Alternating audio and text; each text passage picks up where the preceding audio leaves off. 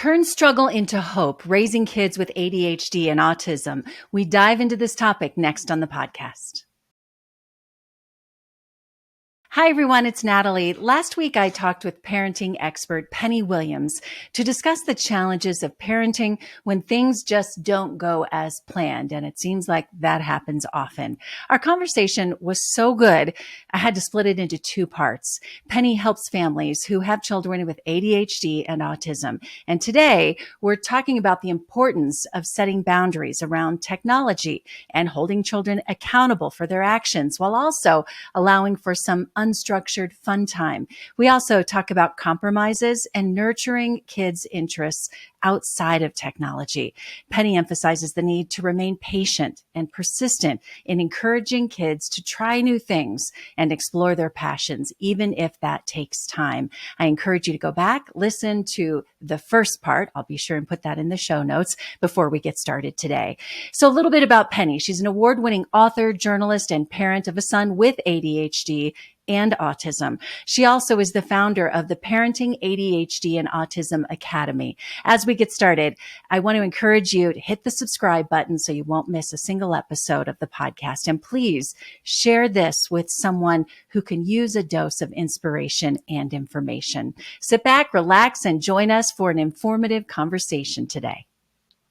Penny, thanks so much for joining me. We have so much to talk about. And the last time I spoke with you, we talked about changing your mindset when it comes to issues that kind of hit you that are difficult and being positive. But I wanted to go deeper with you into the topic that you have become an expert in firsthand with a son who is on the spectrum, ADHD. And I know you coach people now in these specific topics. And I want to ask you, because as a parenting reporter, as a health reporter for so many years, I feel like, and I think our society feels like, we have so many more cases of this than we did in the last few decades. Is that true, or are we just more aware of these issues in our kids today? I think it's both. I think we're much more aware. We have a lot more adults getting diagnosed, a lot more women and girls who tend to fall through the cracks with ADHD and autism. And I think also there is an increase in the prevalence of it. And so we have both factors that are kind of feeding into it. And I think it makes it look like it's growing more, that prevalence is totally increasing. And I think it's really a mix of the two. So I think, if it's jumping by 20%, it's probably like jumping by 10%, and 10 other percent are people who are just being diagnosed that wouldn't have been even a few years ago. Really, it's constantly changing. And that really speaks to how we're actually talking about it now. We're actually not ignoring and putting aside ADHD and autism anymore. We're really looking at the concept of neurodiversity and accepting it and addressing it and trying to figure out how to weave it into our culture, because it's here, and I think that sometimes we get too focused on those statistics. Like, oh my gosh, there's so many more kids. Like, I think I just saw yesterday, 1 in 6 now for ADHD. That's crazy, crazy. Yeah. That means in every classroom of 30 kids, there's 5 kids just with ADHD, right? And that's a lot. It's a lot for our teachers to deal with. It's a lot for our classroom environments, right? And it's a lot more need when our kids are at school. And then, of course, there's home and everywhere else in life, right? But it is here. It's not going anywhere, clearly. It is increasing in prevalence and diagnosis. And so what do we do with that? We can sort of try to look at why that's happening. And that is important. That is very important. But when you're the parent of a child who is struggling, your kid already has these diagnoses, right? Focusing on how it happened isn't very helpful for you where you are. Yeah. focusing more on the challenges that your child is facing and how to help them to live their best life with them is really where that focus, I think, for parents and even educators needs to be, right? Like, these are the specific challenges. And sometimes, we have these terrible arguments about labeling kids and should we diagnose them, should we not? Mm. And the truth is that the labels open doors. They get our kids accommodations in school. They provide coverage for insurance for things like therapy, and they are necessary just to even know what you're dealing with. But they aren't necessarily necessary to focus on once you have them. Meaning, my child struggles with emotional regulation when he was young, hyperactivity, impulsivity. I could focus on those specific things and how do I help him with these challenges versus he has ADHD, ADHD, right? And getting Hmm. really stuck in that. And so I think that we have to sort of say, okay, labels are here for a reason. And we're not trying to necessarily segment and call our kids out. We're trying to figure out the path that's going to be most helpful with them. And then just saying, okay, what am I specifically dealing with and what is going to be helpful Yeah. in those times? Give me some examples, because I know there are people listening who will relate to the clients you have. So who are some of the many clients that you have that you can coach and you can help? Are these parents who are saying, my son was just diagnosed with ADHD and I don't know if I should take the medication or not, or are there natural things we can do? Or I'm just giving you examples. Mm-hmm. Give us a few specifics so that people who can relate can learn from them. Yeah. And it's really all the things. Like, it's parents who have just gotten a diagnosis. They don't know what to do. Life is really overwhelming and chaotic. Mm-hmm. Nobody feels good, right? And so they're looking for that way forward early on. They want guidance with that. Sometimes it is parents who have been trying a lot of things and they're just not getting results. They're Mm-hmm. still struggling with big emotions. They're still struggling with dysregulation. They're still struggling with an intense child. Maybe they're still struggling with a kid who's not doing well at school. And they just want some change. They want some improvement.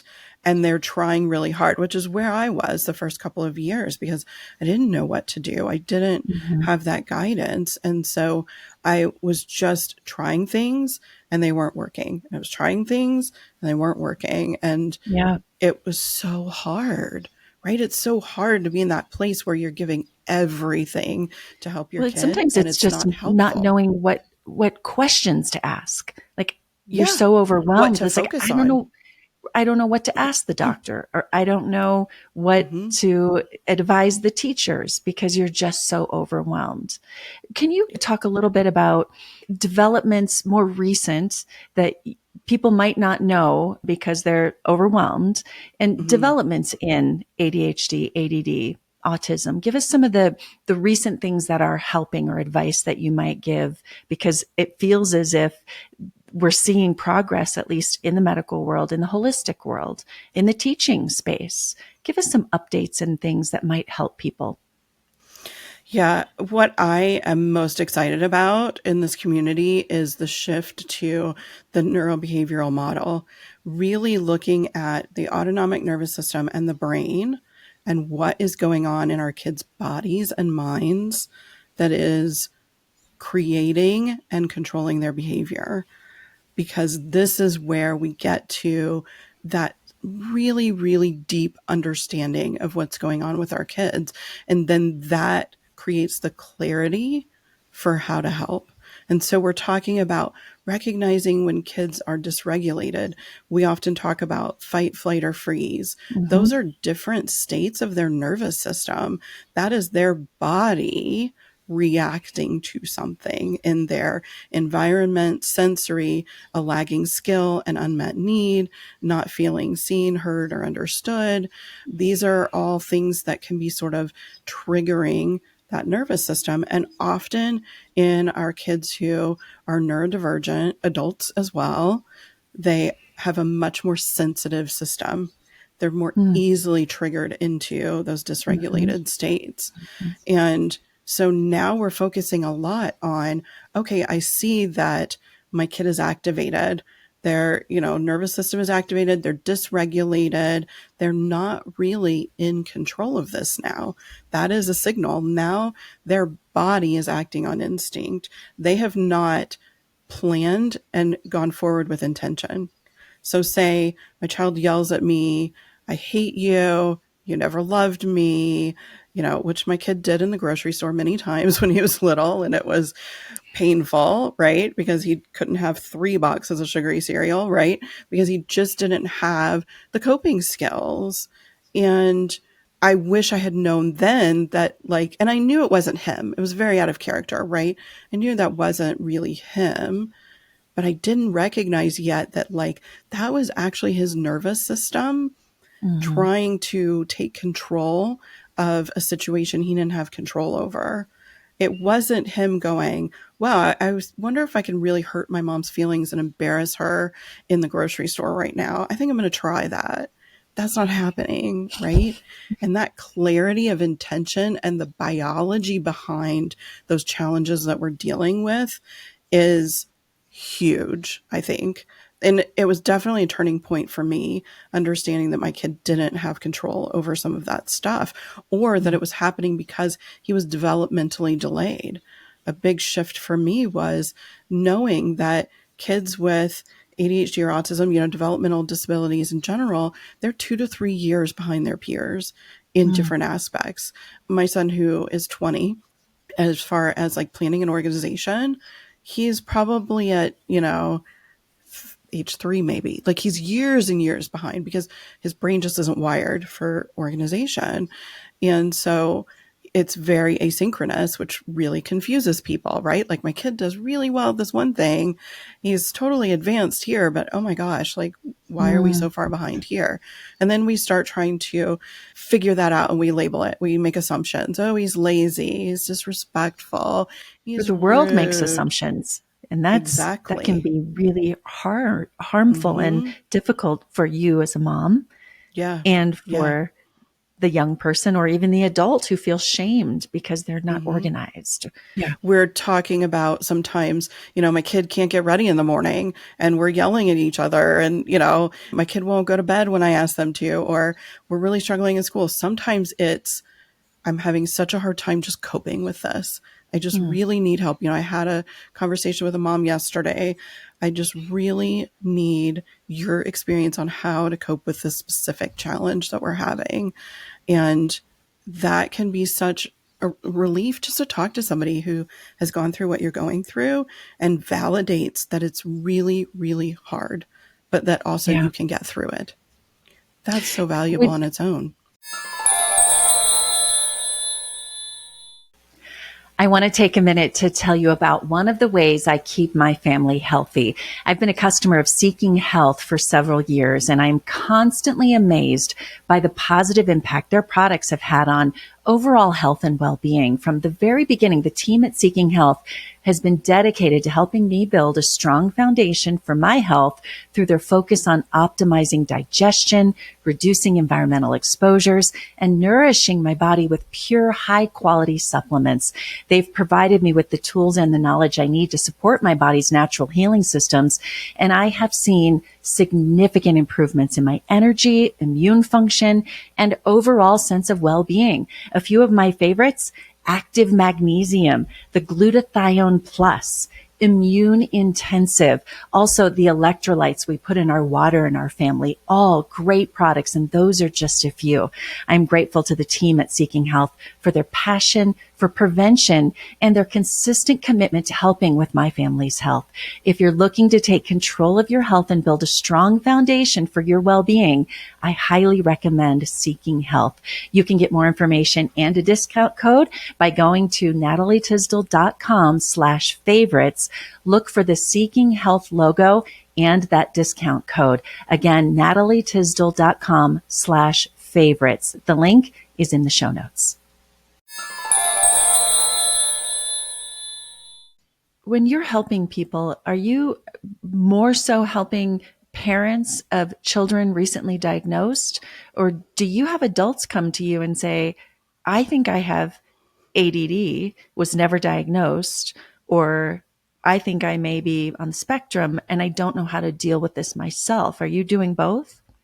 I'm not actually. I don't work with adults. I just don't have that experience. You know, my whole business has come from my own personal experience and what I have learned through that process of parenting that kid. And so that's really what I focus on is It's parents, but parenting. also educators. Yeah. And we're doing more and more with educators and professionals like therapists and such, and really helping them again understand that nervous system and what's really going on for that kid inside.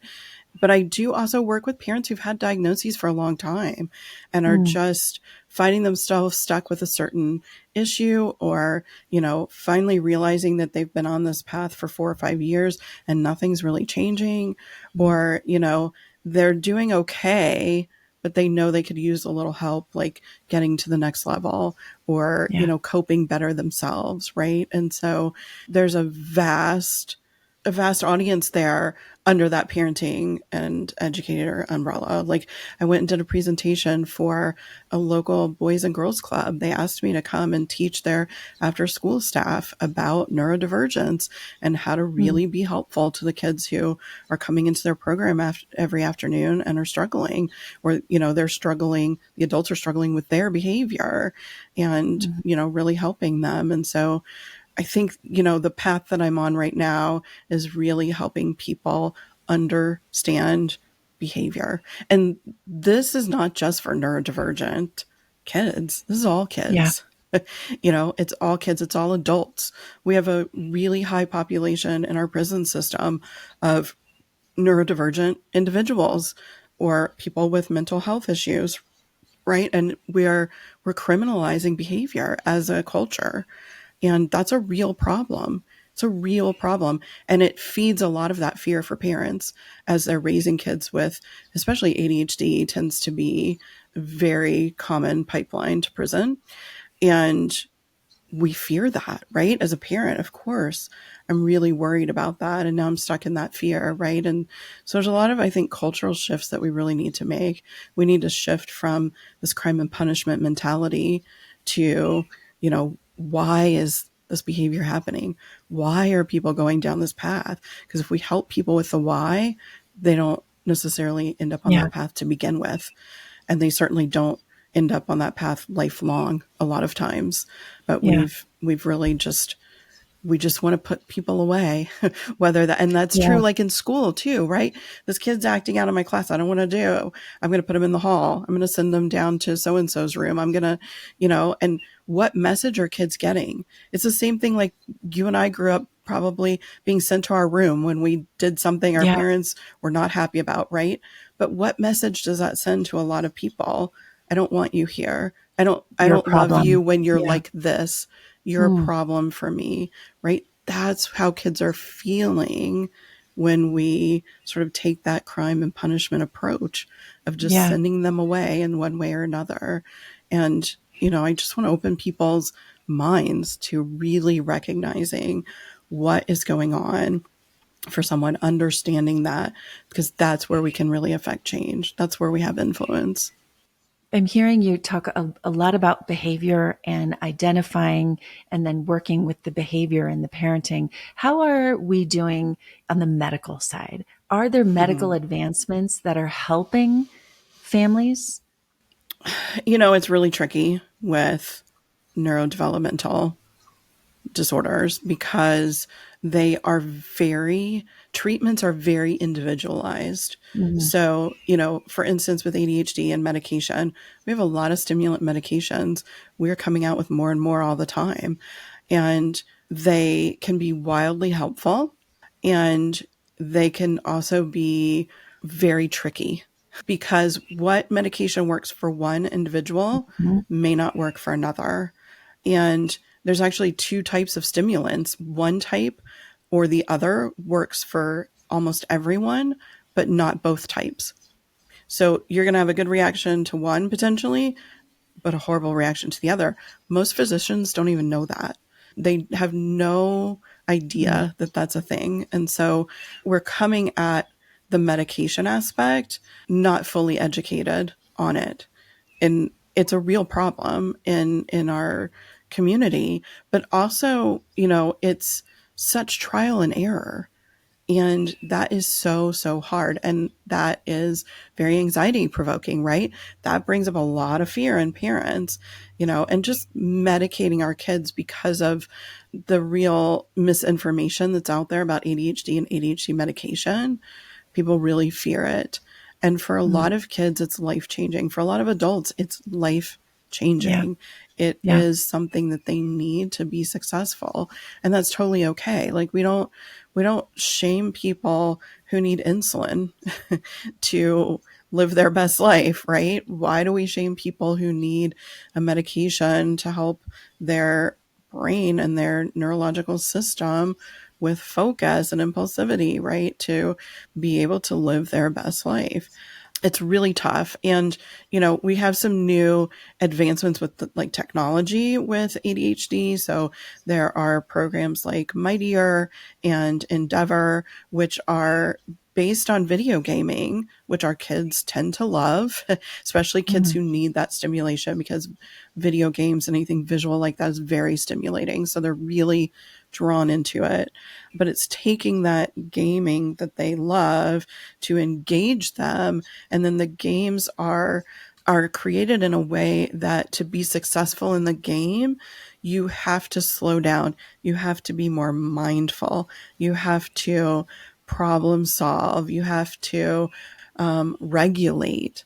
And so it's teaching them to regulate in order to do better in the games. They really don't know. We think It's of so that bad. being so bad and talk about a label and addictive and dopamine hits. That's what we think of. But this game isn't addictive. These are proving to be successful and not addictive. They're proving to be successful. I think we talk about technology addiction too much. We use that word addiction too easily. Technology is very pervasive in our lives. It's here. It's not going anywhere. Using it right now, right? We have all the technology going right now to have a conversation with each other face to face from different parts of the country. Yeah. And so it's not going anywhere. Kids have to learn how to use it in a healthy way. And so we get really stuck as parents on limits and really limiting it. And then our kids feel like, they have all these friends who are, this is what they're doing. And now they're outcasts more socially. And there's so many layers there to unpack that would take a long time. But, the bottom line is that yes, technology addiction exists. But in my opinion, we label it as addiction too often. But they're also really made to be addictive. There are psychologists working with marketing companies, working with people who create these games and all of the technology to make you stay longer, to make you spend more money inside the games and the apps, to make you have to really feel like you've got to be there and come back, right? And make that next level and all this gamification. There's a lot of psychology behind it. It really is. I don't want to use the word mind control, but it kind of comes to mind. Are those, since we're talking about this, are games in general more difficult and more addictive to those who might be ADHD or compromised in some way? Or is technology making it harder or better for them? I think both. For example, my kid used an iPad in school for many years because he couldn't keep track of his paper. He couldn't organize anything, right? He had trouble with handwriting because he has dysgraphia. And so he could take a photograph of a worksheet and complete it on his iPad and email it to the teacher. So he never had to worry about keeping up with paper, writing on the paper. It's a great use of technology. Right. It was very, very useful for him. It made things doable for him. But he also spends a lot of time gaming. And part of that is because that's where he feels really successful. He goes to school, he feels terrible about himself. He comes home, he gets in the game, and he feels successful socially. He can communicate with people easier that way than face to face. He feels successful because he's good with technology. Then he Mm-hmm. starts going to school and the other kids are asking him, like they're coming up and wanting to spend time with him, talking about the games and how Just he did proud of different that. things. Mm-hmm. He's proud, he gets authority. There's a lot of confidence building there, right? And so we were very careful to not be so inflexible about the amount of time he used technology that we were taking away all those good bits, right? And they're practicing strategy and problem solving and a lot of things in a lot of these games. And yes, we limited things that were violent for violence sake. You know, he was doing things like Minecraft and things that had more meat to them, I guess. You know, Mm-hmm. they just Mm-hmm. offered more than just sort of a reality escape. And that felt really important for him. And we do find, you know, now as a young adult and as a teen too, that it was easier for him to just go online than to try something else, right? Like Mm-hmm. to go and knock on a neighbor's door and hope that the kid wants to play with him, or then to like go outside and play by himself, or, you know, try something new, because a lot of times people on the spectrum have a really hard time trying something new because there's so much unknown there, and that Yeah. creates a lot of anxiety. And so, yes, that can be a crutch and it can sort of monopolize your life. We have to Yeah. find balance. We have to teach our kids that there are other things that have to be part of your life too. You have to get out of the house. You have to move and exercise. You have to, you know, have some face-to-face time with other human beings in person. These are things that also have to be part of your life. But just to say, my kid can't be on technology for more than an hour a day, like, we're not doing that. We're on Yeah. technology more than an hour a day, Yeah. right? Like, it's part of life now. So it's finding that balance and teaching them how to be healthy with it. So your suggestion with that, because I can imagine it is a crutch and it's much easier as a parent to say, just go do that because Oh, right. then things are quiet in Mm-hmm. the house. And Mm-hmm. so to create a boundary that you really have to work hard to stick to for kiddos who are struggling and they find technology and gaming is a way out. So to set those boundaries and then really hold them accountable to them. Yeah, and just to set up a system of like, when you accomplish this thing, you get to do this thing. So Mm-hmm. when you have played outside for 30 minutes, Mm-hmm. then you get to have some technology time. Yeah. I'm a believer in always giving kids a certain amount of technology time every day that they Yeah. don't have to earn. We need to have fun in our lives. We need to have things that we enjoy, right? And so that's fine. If your kid's into technology, they get some technology time, but they also have to do these other things, right? Yeah. And so if I go and I ride my bike, wow, I got a lot of exercise, and now I can sit down and be more sedentary and play a game. Yeah. There's a lot of active games too, though, I will say. My son loves VR, virtual reality. He has a Mm-hmm. virtual reality headset. He plays boxing games. He plays these rhythm games. There's one called Beat Saber that's really popular. And he will do that for 2 or 3 hours and he will be drenched in sweat and out of breath, and he's totally worked out, right? And so sometimes it's finding that, like, that compromise where, yes, my kid is getting exercise, but they're also doing something that they really love to do that I don't want them doing all the time, right? So Yeah, that's a great I compromise. think setting those values. What are your values? Your values are your kid gets outside. Your values are they do something active every day. They have some face-to-face time maybe 3 times a week or whatever is doable depending on your school circumstance and all those things, you know, what you're involved Yeah. in. And then beyond that, what else can they do, right? Yeah. And then, you know, the other aspect of that too is helping kids find other things to do, nurturing Mm-hmm. their interests in a way that helps them to want to spend time doing other things. So for instance, if you have a kid who loves art, sign them up for a class, you know, go and do a pottery workshop one day, or whatever it is that they get really excited about that they're interested in, and just build some of that in as you Yeah. can. Some kids are really inflexible about trying new things, and about just getting out into the world sometimes is very difficult for our kids who are neurodivergent. And so we have to keep sort of helping them through that. Like your kid may say, no, I don't want an art class 20 times over 2 years, right? But if you just keep saying, I'm willing, I'd love to make this happen for you if you want to, keep that door open. Eventually they'll engage with other things as well. Yeah. But they can also do technology for a career, right? Like the gaming That's industry true. is There's huge. so many opportunities. There's Yeah. so many opportunities. If this is what your kid truly loves and lights their fire, help them explore how they could work in that industry as an adult. It's totally possible. That's a great place to wrap things up, is just really finding what they're passionate about and then nurturing that while exploring other things too. Well, Penny, thank you so much. Learned so much. And I know those listening who relate, or maybe they know someone, share this with someone who you think could benefit from it. And we appreciate your expertise. Give us your website, social media, so that people who want to follow along can find you. Yeah, so it's parenting, ADHD, and autism.com. And you can get to the Behavior Revolution site from there as well. All my social media, the Beautifully Complex podcast that I host, and online parenting courses, coaching, summits. There's so many things. We have a membership now as well. That's a great library and resource for parents. So there's a lot of good stuff out there.